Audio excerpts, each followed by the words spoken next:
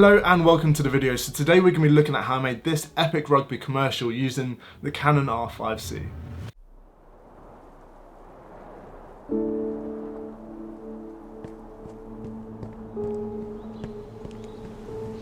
St Ives Rugby is more than just going to training. It's more than playing in a game, scoring a try, or winning a match. We find that piece of you that you're not too good at, You need to improve. and we'll help you to get better at. We're more than a rugby club. We're dedicated. We're a community, We put in the hours to improve not only your physical, but also your mental well-being. The thing with St Ives Rugby is that it's for everybody, it doesn't matter if it's your very first training session, or if it's your last ever game. We're here for everyone, take the first steps. and join the team.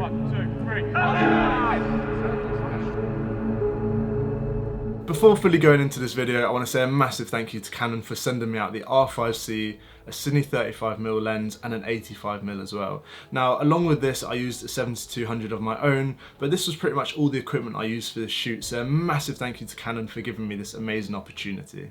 To start off with, this was made as a promotional video for my rugby club, so I thought this is going to be the perfect opportunity to test this equipment out. Now, I've used the R5 before and I actually own the R6, so what I wanted to do was test the high-end capabilities of this amazing cinema hybrid camera. And to do this, I wanted to set up a few different scenarios to test these different features.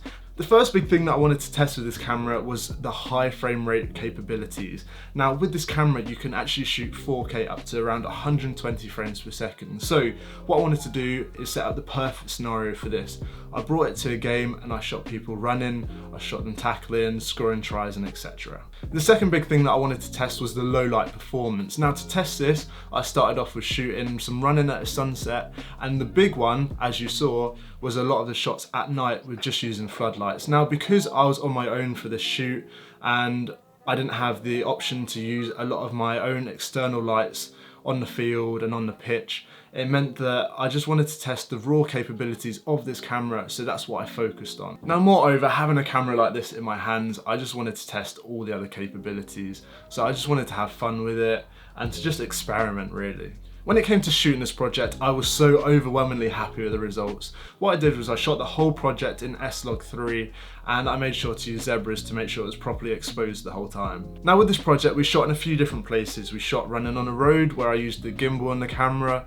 We shot in a change room with a single light setup. We also created the fake projector using this light as well. But the big one was I put the Cine 35mm on and I was running alongside the players while they were doing some skills to make it seem like I was in the action as well. Now, with this, it really tested the in-body stabilization. And I mean, I was running alongside these players, pulling focus on my own, and the camera did amazing. Obviously, there's a bit of shake there, but that's from me shaking and not using any sort of gimbal at all.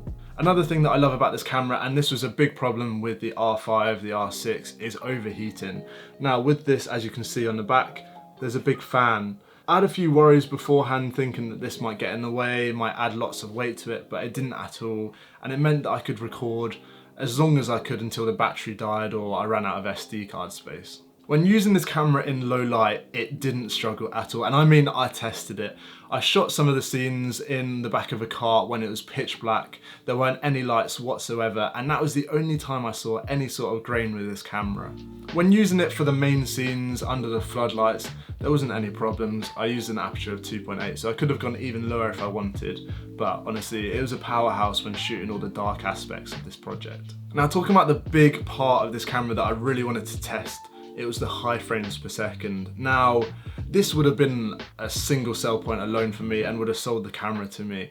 But as you can see from the clips on the screen and the video you watched, the slow motion capabilities are incredible. Now, along with this, there isn't any sort of jutter. I mean, I was panning with a photography tripod, so if you used a gimbal or anything like that, it would be smooth like butter. So the high frame rates, I mean, I can only commend. All in all, this project was amazing and I absolutely loved this camera. The only thing I'd change was having a team behind me so that I could set up some more unique lighting situations on the pitch and some people pulling focus for me. But that's the only other thing that I changed. I highly recommend anyone to get this camera. It's great, it's a big upgrade. Having incredible video capabilities on already a camera that takes some of the best photos out there, and it has the best colors. I mean, this is the best hybrid camera I think you could probably get right now. Yet again, I want to say a massive thank you to Canon for sending me out this equipment. I really appreciate it. And the link to this camera will actually be in the description below if you're looking to buy one yourself.